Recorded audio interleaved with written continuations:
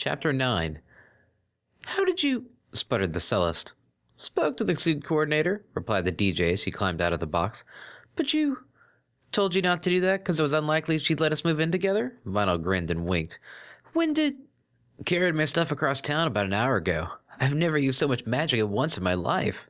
She gave a slightly breathless chuckle, and Octavia noticed beads of sweat clinging to her white coat. "Wow, I feel great."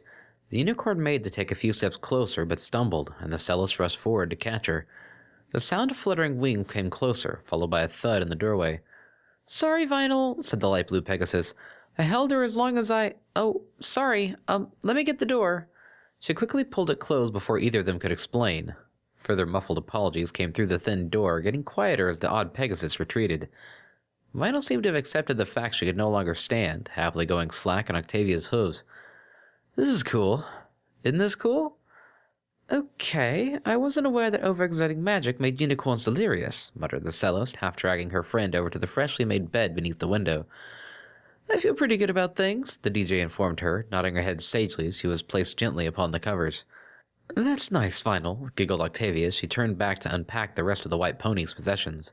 The mare in question let out a low chuckle as she did so. "You should walk away from me more often." "Get some sleep, you silly pony, lest I start writing down what you say so I can bring it up later." Sure enough, within a few minutes the room was flooded with soft snoring. Octavia rolled her eyes and dug into the nearest box. Unsurprisingly, she emerged with a stack of pristine records neatly stored in transparent cases and labeled with delicate consistency. After going through a second and third box and finding nothing but records, the cellist became exasperated. "Did you even bring any clothes or personal items?" she asked irritably. It didn't help that the only answer was in the form of a particularly loud snore. Deciding to shake the next box before opening it, she was delighted to hear the sound of small objects sliding around. "If this isn't her personal belongings, I'll eat my bow tie." Sure enough, inside there were a number of little gadgets and miscellaneous objects. Of notable interest was her phone, a small, easily concealed thing, as it was common with unicorns who rarely needed to physically touch their mobiles. She rolled it between her hooves and it activated, seemingly welcoming her touch. Octavia glanced at the sleeping unicorn cautiously, then let a little smile creep onto her face. "It can't hurt to see how many contacts is considered normal. I won't look at any messages, though, not unless my hoof slips." Her eyes widened as the names began to scroll. Oh my. There were hundreds. Although some were named That Dude with the Goatee and Red-Maned Mare, there were still a great many with proper titles, far more than the gray mare had anticipated. Compared to her own meager list of 3 numbers, Vinyl, her mother, and emergency services, she felt like an inexperienced player in a complex social game. "Oh dear, I've accidentally opened her recent texts." Strangely enough, aside from some pony named Shady Sex Bomb, she was the only pony Vinyl had texted in the last couple of weeks. Where are all her party invitations? Does she call them instead of texting? That seemed the most likely answer, but Octavia resisted the urge to look through recent calls. What if she's as bored and as lonely as I am? Thank Celestia she found a way to have us share a room. Things were looking up. Curiosity satisfied for the moment, she carefully placed the various keepsakes and such upon Vinyl's desk. There was still a lot of unpacking to do, not to mention some shuffling of furniture. A mixing table really shouldn't sit in the center of the room. The DJ awoke to the soft, deep, reverberating tones of a cello somewhere to her right. Raising her head a few inches, the magnificent scene revealed itself. There, sitting on the bed opposite her, half covered in the speckled orange glow of sunset shining through rain, was Octavia, eyes closed, absorbed in her work, hoof gently guiding the bow across the strings. She struck a memorable sight, and in the waking days of the sleepy DJ's mind, that sight became positively angelic. Gasping, the unicorn finally remembered to breathe, and in doing so unintentionally alerted the subject of her fascination. Huh? Those amethyst eyes flickered open and trained themselves on Vinyl. "Oh, you're awake. Sorry, I always practice at sunset. I should have gone somewhere." "No," croaked the DJ, clearing her throat and sitting up slightly. She continued, "It's cool. Can you keep playing, please? I gotta do something." Octavia frowned, but did as she was asked, resuming the piece with the calm skill of a master. Vinyl slipped off the bed and padded across the room, giving the cellist an almost reverent berth. From the nearby stacked school supplies that had transported themselves onto her new desk, she withdrew her sketchbook and pencils. Upon seeing it, Octavia's cheeks flushed red. Vinyl, I'm not very good at—" "Shh," hushed the white pony, positioning herself in front of her roommate as if she was in a daze. And dazed she was, now exposed completely to the musician before her. Her higher thought processes escaped her, instead replaced by an insistent congenital urge to create. Together they sat, one reciting and the other creating, in the dusk bloom. As the most perfect of moments are wont to do, it ended too soon. The sun drifted completely beneath the horizon and broke the two ponies from their mutual waking dream. Octavia lowered her bow and stretched her suddenly aching foreleg as Vina looked up in surprise at her odd position on the floor. "Why am I sitting here?" she muttered, climbing to her feet and cracking her neck. "You were drawing." The cellist gestured at the sketchbook, currently open on an image of a pony with a... "You were drawing me?" Guess I was. And you were playing for me." They frowned at each other. After a moment of silence, Vinyl snorted and started to chuckle. "What the heck are we doing?" She laughed even harder. "I have no idea." Octavia burst into a fit of giggles, the absurdity of the situation only fueling their mirth. "Not even a day of living with you, and I already feel like I've been drugged." "It's all downhill from here, Philly." The DJ tossed the sketchbook back onto her desk and climbed up onto the bed beside her friend. "Oh, Celestia, why did I agree to this?" "You didn't. That's why it's so awesome." She playfully jabbed a hoof into Octavia's side, eliciting a squeak. "Oh, what's this?" A devious grin parted her lips. "Nothing. Don't do that again." Saying that was practically an invitation as the unicorn dived on the gray pony and brought her host in for full effect, rubbing and tickling her stomach with glee. No, stop, please." "What's that? You trailed off a bit at the end." Vinyl redoubled her efforts despite the mare's struggles and hysterical laughter. "Vinyl, I will kill you." With a mighty buck, she rolled the two of them off the bed, narrowly missing her abandoned cello and landing with a thud on the carpet. They lay there, panting and staring at each other almost muzzle to muzzle. One wore a silly grin and the other tried her best to muster a fear-inspiring glare. It wasn't working, as evidenced by a lazy white hoof drifting up and poking her nose. "Boop," whispered the DJ. "You will die by my hoof," the cellist hissed back, though she couldn't help the smile that grew across her face. "Such a nice little mare, aren't you?" "I was. You ruined me." Vinyl let out a familiar low chuckle, but remained silent, still wearing a lopsided grin. "What?" Octavia raised an eyebrow. "Nothing. Just thinking about ruining you." "Tell me, what's so funny?" "You probably wouldn't find it funny." Her mind raced, knowing that the other mare wasn't going to drop the issue. "Only one way to find out. Tell me." "All right, I was thinking. You'd think you're ruined now. Just wait. This is just the beginning." She gave the most evil grin she could manage for emphasis. "Oh, shush. I don't think you're as bad as you pretend to be." Vinyl moved slightly closer, glasses masking her wide eyes. "Let me show you how bad I am," she said softly, heart pumping so hard she was afraid it might burst. Octavia followed suit, apparently interpreting the movement as a conspiratorial rather than anything else. "How?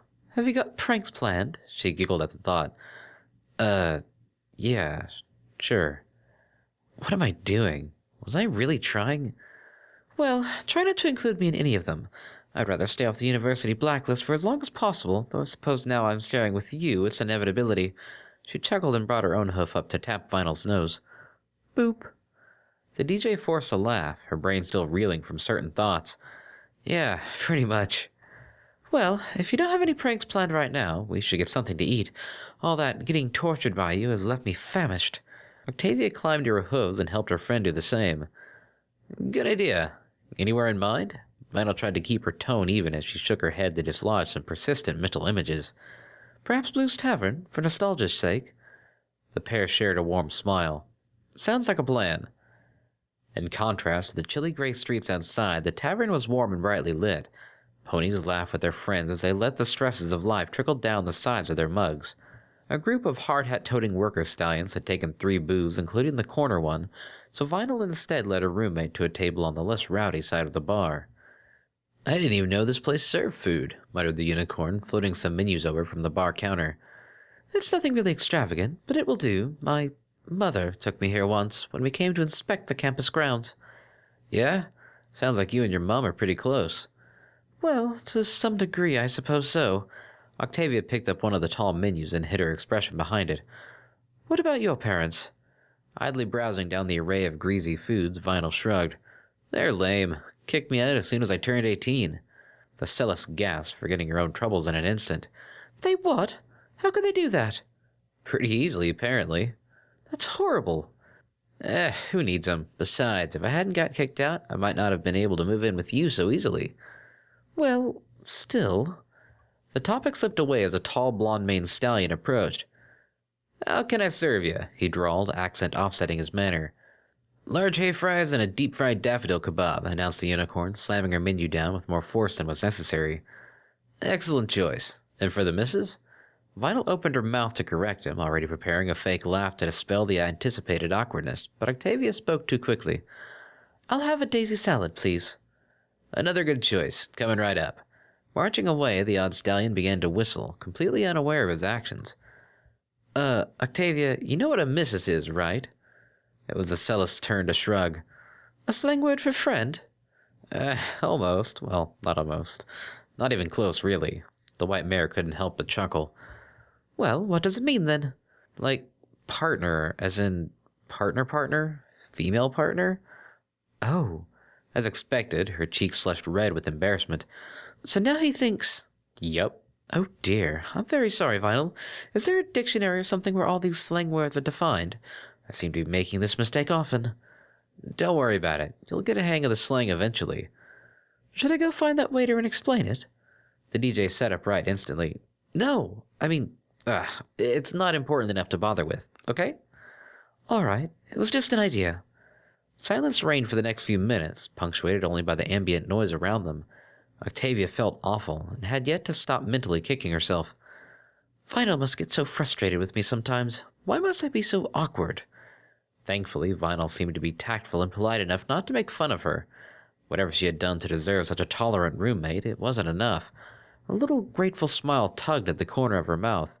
A better best friend she couldn't have hoped for. For her part, Vina was busy studying the table carefully.